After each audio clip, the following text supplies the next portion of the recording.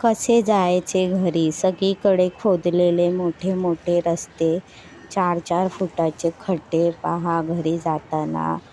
रस्त्यात किती मोठे खड्डे खणलेले आहेत. कसं तरी बाजूने साईडून थोडासा कॉर्नर भेटला. त्या कॉर्नरवरनं पाय घसरण्याची भीती असते. खाली पहा केवढे मोठे खड्डे आहेत 4 फुटाचे. त्यात पाणी, घरी जाताना होणारी तारंबळ.